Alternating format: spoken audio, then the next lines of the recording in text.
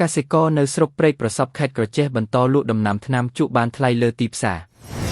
ចូលមកដល់ចុងខែកុម្ភៈនិងដើមខែមីនាឆ្នាំ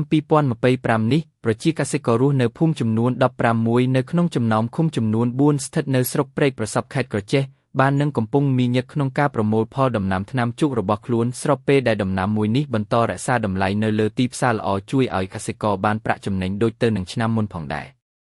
លោកលៀនសាគុណជំទប់ទី1ឃុំកោះតាស៊ុយបានឲ្យដឹងថានៅក្នុងស្រុកព្រែកប្រសពប្រជាកសិករដែលប្រកបមុខរបរដាំដំណាំថ្នាំជក់មាននៅឃុំតាម៉ៅចំនួនមាន4ភូមិឃុំកោះតាស៊ុយមានចំនួន3ភូមិឃុំចំបក់មានចំនួន5ភូមិឃុំរុស័យកែវមានចំនួន4ភូមិហើយនៅក្នុងនោះឃុំកោះតាស៊ុយមានផ្ទៃដីដាំដុះថ្នាំជក់ជាង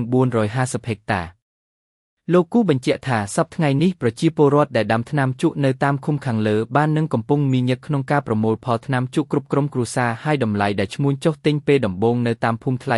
12,000 រៀលហើយរំពឹងថានៅគ្រាបន្ទាប់រំពឹងថាតម្លៃថ្នាំជក់លក់បានថ្លៃជាង 13,000 រៀលក្នុង1គីឡូក្រាមដូចទៅនឹងឆ្នាំមុនលោកលើកឡើងថាកសិករធ្វើការដាំដុះដំណាំថ្នាំជក់ពីដូនតាមានច្រើនរហូតមកដល់បច្ចុប្បន្ននេះដោយសារដំណាំមួយនេះវាផ្ដល់គុណប្រយោជន៍ក៏ដូចជាតម្លៃខ្ពស់ទៅដល់កសិករជួយឲ្យមានជីវភាពល្អប្រសើរទូយ៉ាងនៅឆ្នាំ2025នេះកសិករនៅតាមគ្រួសារនឹងបង្កើនផ្ទៃដីដាំដុះថែមទៀតបន្ទាប់ពីពួកគាត់មើលឃើញជីវភាពគ្រួសារមានការរីកចម្រើន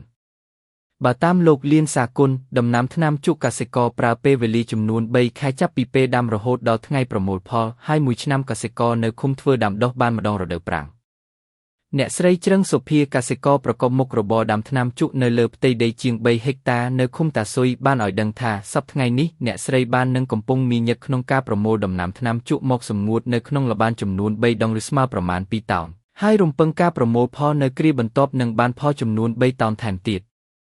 អ្នកស្រីបន្តថានៅក្នុងមួយឆ្នាំយើងអាចប្រមូលផលដំណាំថ្នាំជក់បានប្រមាណ5តោនហើយបើគិតចំណូលបានប្រមាណ4ទៅ5លានរៀលក្រៅពីកាត់ចំណាយហើយមុខរបរដាំថ្នាំជក់នេះមានសារសំខាន់ចំពោះកសិកររស់នៅកោះតាស៊ុយព្រោះមុខរបរប្រពៃណីពីដូនតាបានផលចំណេញលើសពីផលដំណាំផ្សេងអ្នកស្រីជ្រឹងសុភាទទួលស្គាល់ថានៅប៉ុន្មានឆ្នាំកន្លងមកនេះដំណាំថ្នាំជក់លក់បានថ្លៃបានសមរម្យហើយបើកសិករមានដីផ្ទាល់ខ្លួនមិនឈួលដីគេដាំថ្នាំជក់នោះទេអាចរកប្រាក់ចំណេញបានច្រើនជួយឲ្យជីវភាពល្អប្រសើរជាងមុន